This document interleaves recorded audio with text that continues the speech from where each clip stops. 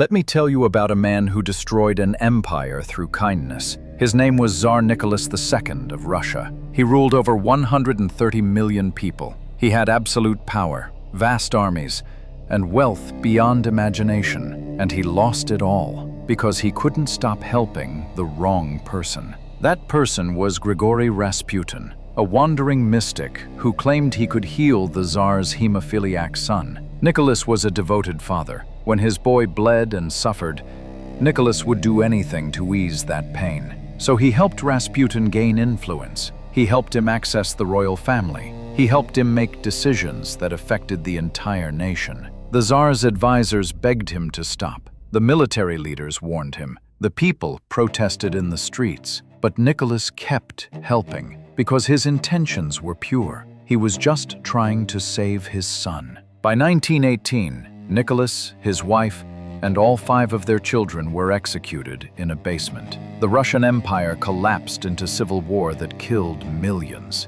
And it all started because a powerful man couldn't recognize when his help was causing harm. This isn't a story about being cruel. It's a story about being wise. Today, I'm going to share something that might make you uncomfortable. I'm going to challenge everything you've been taught about helping others. And by the end of this, you'll understand why the most destructive thing you can do is help without thinking. We live in a world obsessed with helping. Every social media post tells you to be kind. Every motivational speaker says give more. Every religious teaching emphasizes service and sacrifice. But here's what nobody tells you. Helping can become an addiction as destructive as any drug. In ancient Rome, there was a practice called clientela. Wealthy patrons would help less fortunate clients by giving them money, food, and political support. Sounds noble, right? But here's what actually happened. The clients became completely dependent. They stopped working. They stopped thinking. They stopped taking any responsibility for their own lives. They just waited for their patrons' handouts. The patrons, meanwhile, became trapped in an endless cycle. They couldn't stop helping without losing their clients' loyalty and political support. The clients couldn't stop receiving without losing their livelihood. Both sides became prisoners of a system that started with good intentions. The Roman writer Seneca observed this phenomenon and wrote something startling. Nothing is so bitter that a calm mind cannot find comfort in it. He understood that constant helping prevented people from developing the calm mind needed to solve their own problems. This pattern repeats throughout history, and it's happening in your life right now. Think about it. How many times have you helped someone with the same problem over and over? How many times have you given advice that was ignored, lent money that was never repaid, or solved a problem that mysteriously reappeared the next week? You're not helping, you're enabling. There's an ancient Chinese parable that reveals a profound truth about help. A farmer's son broke his leg. The neighbors came and said, "How terrible!" The farmer replied, "Maybe." A week later, the army came to draft young men for war. They skipped the farmer's son because of his broken leg. The neighbors said, "How fortunate!" The farmer replied, "Maybe." The story continues, but the point is clear. We cannot see the full consequences of our actions. What looks like help today might be harm tomorrow. What looks like harm today might be help tomorrow. During the Three Kingdoms period in ancient China, 220 to 280 AD, the strategist Zhuge Liang faced a dilemma. A neighboring tribe was starving and asked for food. Zhuge Liang's advisors urged him to help. After all, wouldn't feeding hungry people create grateful allies? Zhuge Liang refused. Instead, he sent agricultural experts to teach the tribe better farming methods. He sent them seeds and tools, but no food. Many in the tribe suffered that first season. Some even died. But within 2 years, the tribe was producing more food than ever before. They became loyal allies, not because they were grateful for charity, but because they respected someone who helped them become strong. This is the difference between helping and truly helping. When you solve someone's problem for them, you rob them of the growth that comes from solving it themselves. When you rescue someone from every difficulty, you prevent them from developing the resilience they need to survive. The harsh truth is this: most of your helping is actually hurting. Let's talk about science, because your body already knows what I'm telling you. When you help someone, your brain releases oxytocin, the bonding hormone. It feels good, really good. So good that you want to do it again. This is the same mechanism that makes drugs addictive. Neuroscientist Paul Zach's research at Claremont Graduate University showed that acts of generosity create a positive feedback loop in the brain. The more you help, the better you feel. The better you feel, the more you want to help. Sounds perfect, right? Wrong. Because while your brain is getting its oxytocin hit, the person you're helping is experiencing something completely different. When someone receives help repeatedly, their brain starts producing less dopamine in response to achievement. Why? Because they're not achieving anything. You're doing it for them. Research published in the Journal of Personality and Social Psychology found that recipients of consistent help showed decreased self-efficacy and increased dependence behaviors. In simple terms, the more you help someone, the less capable they become of helping themselves. You are literally rewiring their brain to be helpless. This isn't my opinion, this is biology. And it explains why the children of extremely wealthy, helpful parents often struggle with addiction, depression, and lack of purpose. Their parents gave them everything, which meant they had to earn nothing. The oxytocin their parents felt while helping created dopamine deficiency in their children's reward systems. You think you're helping, you're actually harming at the neurological level. The ancient Spartans understood something that modern society has forgotten. Comfort creates weakness, and weakness creates suffering. When a Spartan boy turned 7, he was taken from his mother and placed in the agoge, a brutal training system. He would be cold, hungry, and pushed to his absolute limits. He would have to steal food to survive. He would fight other boys. He would sleep on hard ground. This sounds cruel by our standards, but here's what happened. Sparta produced some of the most capable, resilient, and psychologically strong humans in history. At the Battle of Thermopylae in 480 BC, 300 Spartans held off an army of perhaps 100,000 Persians for 3 days. They died,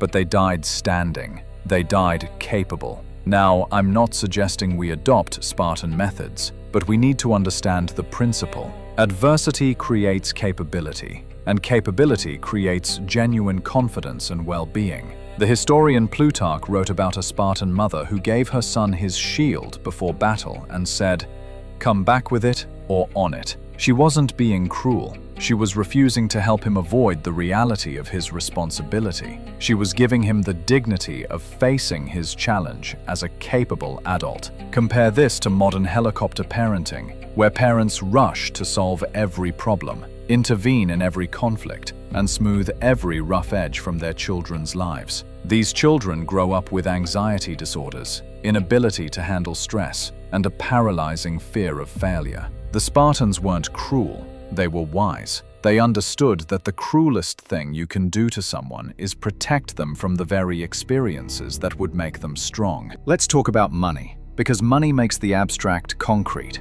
In the 1960s, the United States government launched the War on Poverty. The intention was noble: help poor people escape poverty through welfare programs, subsidized housing, and food assistance. Trillions of dollars have been spent. Generations of politicians have claimed to be helping. And yet, according to the US Census Bureau, the poverty rate in 2020 was nearly identical to what it was in 1970. 50 years of helping, trillions of dollars, and the problem hasn't improved. Why? Because the programs created what economists call perverse incentives. If you receive benefits for being unemployed, getting a job means losing benefits. If you receive housing assistance as a single parent, getting married means losing that assistance. The help created a system where improving your situation resulted in punishment. Compare this to the post-World War II reconstruction of Germany and Japan. Both countries were devastated, with millions homeless and starving. The United States could have simply sent food and money indefinitely. Instead, the Marshall Plan helped rebuild infrastructure and industrial capacity. The focus was on creating the ability to produce, not on giving handouts. Within 15 years, both countries had become economic powerhouses. Why? Because the help focused on restoring capability, not on providing comfort. The economist Thomas Sowell has written extensively about this distinction. In his book, The Vision of the Anointed, he shows how policies designed to help consistently produce the opposite of their intended effects. Why? Because they remove consequences, and consequences are how humans learn. When you help someone financially without requiring any change in behavior, you're not helping them. You're paying them to stay exactly as they are. In 1928, Alexander Fleming discovered penicillin by accident. Antibiotics revolutionized medicine and saved millions of lives. Doctors could finally help patients who would have died from infections. It was a triumph of human compassion and scientific progress. Fast forward to today. We're facing a crisis of antibiotic-resistant bacteria. Diseases that were easily treatable are becoming deadly again. Why? Because doctors helped too much. They prescribed antibiotics for every sniffle and cough. They helped patients feel better faster, and in doing so, they created superbugs that our antibiotics can't kill. This is a perfect metaphor for all helping behavior. When you intervene to remove every discomfort, you prevent the natural adaptive response that creates resilience. The bacteria adapted to the antibiotics because they had to. Humans don't adapt to challenges when you keep removing the challenges. Dr. Gabor Mate, an addiction specialist who worked in Vancouver's downtown East Side, witnessed this firsthand. He saw countless well-meaning people and programs trying to help addicts by giving them clean needles, safe injection sites, and housing. These reduced immediate harm, but they didn't reduce addiction. Why? Because addiction is fundamentally about pain avoidance. When you help someone avoid all the consequences of their addiction, you remove their motivation to change. The pain of continuing must exceed the pain of changing, or change won't happen. Mate eventually realized that true help meant creating an environment where people had to face themselves. Not cruelly, not with judgment, but with reality. The most effective recovery programs aren't the ones that help the most. They're the ones that help the right way, by insisting that the addict take responsibility for their own healing. In 49 BC, Julius Caesar faced a choice. His political enemies in Rome were trying to destroy him. He could march his army across the Rubicon River into Italy, which would start a civil war, or he could disband his army and face certain prosecution. Caesar's advisors were divided. Some urged him to seek help from allies, to compromise, to find a political solution. Caesar listened to all of them, then did something that changed history. He crossed the Rubicon. He didn't ask for help. He didn't wait for someone to solve his problem. He took full responsibility for an incredibly difficult decision and all of its consequences. Within 4 years, he had defeated his enemies and become the most powerful man in Rome.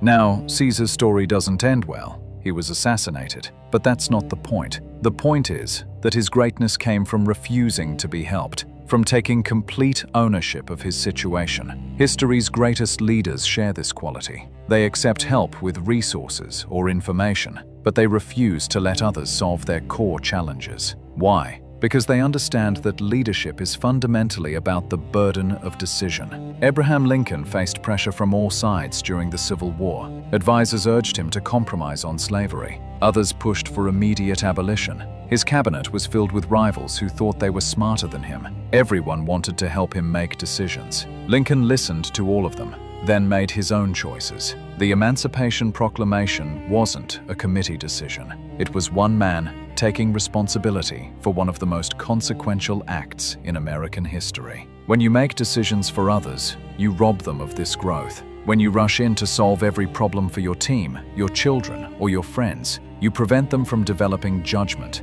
and judgment is the single most valuable human capacity. Now let's get personal. Let's talk about what your helping is doing to your relationships. There's a concept in psychology called codependency. It was originally identified in relationships with alcoholics, but it applies far more broadly. Codependency is when you need to be needed, when your identity becomes wrapped up in being the helper, the fixer, the one everyone turns to. It feels noble, it feels like love, but it's actually a subtle form of control. When you constantly help your partner, your children, or your friends, you're sending them a message. I don't think you're capable of handling this yourself. You might not say it with words, but you say it with actions, and they receive the message. Over time, something insidious happens. They start believing they need you. You start believing they need you. The relationship becomes based not on mutual respect and genuine connection, but on a transaction. They need help, you provide it, and both of you mistake this for love. The psychiatrist Murray Bowen spent decades studying family systems. He identified a pattern he called triangulation. When two people have a problem, a third person jumps in to help. This prevents the original two people from resolving their issue and developing a more mature relationship. The helper feels important, but they've actually damaged two other relationships. This happens constantly in families. A mother intervenes in a conflict between father and child. A father solves problems that mother and child should work out together. Everyone thinks they're helping. Everyone is actually preventing genuine intimacy from developing. The healthiest relationships aren't the ones with the most helping. They're the ones where both people are capable, both take responsibility, and both respect each other enough to let the other person struggle when struggling would help them grow. Let me show you a pattern that repeats throughout history. Every empire that collapsed did so partly because it helped too much. The Roman Empire. In its early days, Rome was strong because it demanded contribution from its citizens. Military service was required. Civic duty was expected. But as Rome grew wealthy, it started helping its citizens more. Free bread, free entertainment, eventually free everything for those in the city of Rome. The result? Roman citizens lost their martial spirit. They lost their sense of responsibility. When barbarians threatened, Romans no longer knew how to defend themselves. The empire fell. The Ottoman Empire. At its height, the Ottoman Empire practiced a system called devshirme, where talented boys from conquered territories were taken and trained to become elite administrators and soldiers. It sounds harsh, but these boys often achieved greatness. They weren't helped, they were challenged. But over time, the system softened. Sultans' sons were kept in luxurious confinement instead of being trained through hardship. By the time they inherited power, they were weak, indecisive, and unprepared. The empire declined. The Spanish Empire. After conquering the Americas, Spain was flooded with gold and silver. Suddenly, Spain could help its citizens without requiring them to produce anything. Manufacturing declined. Agriculture suffered. Why work when wealth flows from overseas? Within a century, Spain went from the world's superpower to economic irrelevance, despite having more precious metals than anyone else. The pattern is clear. Helping without requiring contribution creates decline. It's true for empires, and it's true for individuals. Buddhism has a concept called idiot compassion. It's compassion that looks kind but actually causes harm. It's helping that enables suffering to continue rather than helping it end. The Buddhist teacher Chogyam Trungpa explained it like this: if you see someone walking toward a cliff, idiot compassion is running to them, being nice, and walking with them over the cliff. True compassion is doing whatever it takes to wake them up before they fall, even if that means being harsh. In ancient Buddhist monasteries, monks were given minimal help. They had to grow their own food, make their own clothes, and maintain their own spaces. When a student asked for help with their practice, the master often refused to answer directly. Instead, they might hit the student with a stick, or shout at them, or give them a paradoxical puzzle to solve. This seems cruel by modern standards. But the goal wasn't cruelty. The goal was awakening. And awakening only happens when you stop depending on others to give you answers. The Zen master Hakuin was once asked by a student, "What is the sound of one hand clapping?" The student expected an answer, some help in understanding. Hakuin just walked away. The student was frustrated, angry even, but that frustration forced him to grapple with the question himself. Years later, he achieved insight precisely because he hadn't been helped. This is the paradox. The refusal to help is sometimes the highest form of help. Let's be honest about why you help so much. It's not just about them, it's about you. Being needed feels good. It gives you purpose. It makes you feel important. When someone says, "I don't know what I'd do without you," it creates a rush of validation that's hard to give up. But this is about your needs, not theirs. And when your helping is primarily about meeting your own psychological needs, it's not help at all. It's using someone else's problems to make yourself feel valuable. There's research on this. Studies of helping behavior consistently show that people who help the most score higher on measures of need for approval. They help not because it's most beneficial to the recipient, but because saying no would threaten their self-image as a good person. The psychologist Harriet Breaker wrote about this in her book, The Disease to Please. She found that compulsive helpers often come from backgrounds where love was conditional on being useful. They learned early that their value came from what they could do for others. As adults, they continue this pattern, terrified that if they stop helping, they'll be abandoned. But here's the cruel irony. By helping constantly, you actually create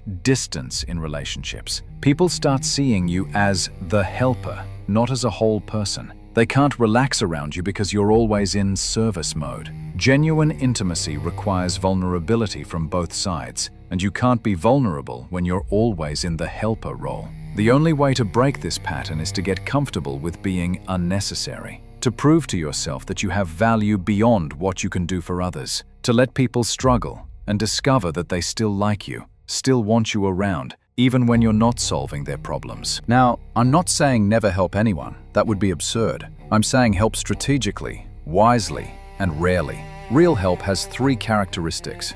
First, it empowers rather than creates dependency. When you help someone learn to fish rather than giving them fish, that's real help. When you teach someone a skill rather than doing it for them, that's real help.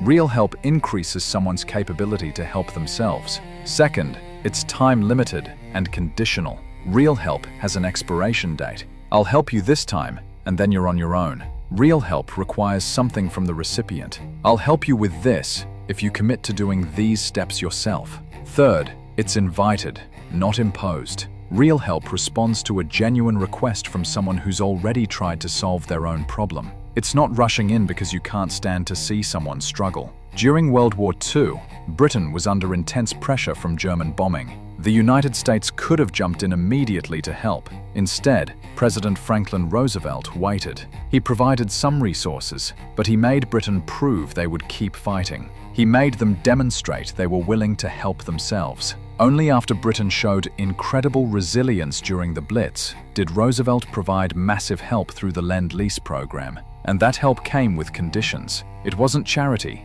It was strategic support for someone who was already fighting with everything they had. That's the model for real help. So what does this look like in your actual life? It means when your adult child calls with a crisis they created, you listen with empathy, but you don't solve it. You might say, "That sounds really difficult. What do you think you should do?" And then you get comfortable with the silence while they figure it out. It means when a colleague is struggling with something you could easily fix, you ask questions instead of giving answers. What have you tried so far? What do you think might work? What resources do you have available? It means when a friend complains about the same problem for the 10th time, you say gently but clearly, "I've noticed you've been dealing with this for a while. I care about you, and I'm concerned that my advice hasn't been helpful. What would it take for you to solve this yourself?" It means getting comfortable with other people's discomfort. Their anxiety is not your emergency. Their poor planning is not your crisis. Their feelings are not your responsibility. This will feel uncomfortable at first. People who are used to your helping will push back. They might get angry. They might accuse you of being selfish or cold. Let them, because what you're actually doing is offering them something far more valuable than your help. You're offering them the dignity of their own capability. You're treating them like the competent adults they are or need to become. Here's what this all comes down to. Every time you help someone with something they could do themselves, you're making a statement. You're saying, "I don't believe you can handle this." You might not mean it that way. Your intentions might be pure, but intentions don't matter. Impact matters. And the impact of constant helping is this: you create helpless people. You create people who look to others to solve their problems. You create a world where no one takes responsibility because someone else always will. The Roman Emperor Marcus Aurelius wrote, "The impediment to action advances action. What stands in the way becomes the way." He understood that obstacles are not the enemy of growth. They are the mechanism of growth. When you remove every obstacle from someone's path, you don't help them. You prevent them from becoming who they're capable of being. The most loving thing you can do is let people struggle. Not abandon them, not refuse to care, but insist that they use their own strength, develop their own wisdom, and face their own challenges. This is hard. It's much harder than helping. It requires you to tolerate your own discomfort as you watch someone you care about struggle. It requires you to manage your own need to feel needed. It requires you to trust in other people's capacity to grow. But this is what true compassion looks like. Not making things easy, making people strong. You're at a crossroads right now. You can continue helping the way you always have. You can keep being the person everyone calls. You can keep solving problems and offering advice and rushing to rescue. And you can watch as the people you help become progressively less capable. You can watch as your relationships become more transactional. You can watch as your own resentment grows because deep down, you know something isn't working. Or you can stop. You can start trusting people with their own lives. You can start believing in their capability, even when they don't believe in it themselves. You can start creating space for growth instead of preventing it with your premature assistance. The ancient Stoics had a saying, "The obstacle is the way." They understood that difficulty is not something to be helped around, it's something to be helped through. By developing the person's capacity to face it. That's your choice. Keep removing obstacles, or start building people who can overcome obstacles. History shows us what happens with each approach. Societies that demand contribution and capability thrive. Societies that provide help without requiring effort decline. It's true at the civilizational level, and it's true in your living room. There's an old shepherd's saying, "A good shepherd doesn't carry the sheep, he carries the staff." The sheep must walk on their own. The shepherd's job isn't to make things easy. It's to guide, protect from real danger, and create the conditions where the flock can become strong. You are not here to carry other people through life. You are here to be the staff, to be the wisdom, to be the boundary, to be the challenge that makes them stronger. Stop helping so much. Start believing more. Stop solving. Start supporting. Stop rescuing. Start respecting. The people in your life are more capable than you think. They're more resilient than you believe. They're stronger than you're allowing them to be. Your job isn't to prove they need you. Your job is to prove they don't. That's the highest form of love. Not being needed, but believing in someone so deeply that you refuse to prevent them from becoming everything they're capable of being. Stop helping. Start honoring. The capability was inside them all along. You were just standing in the way.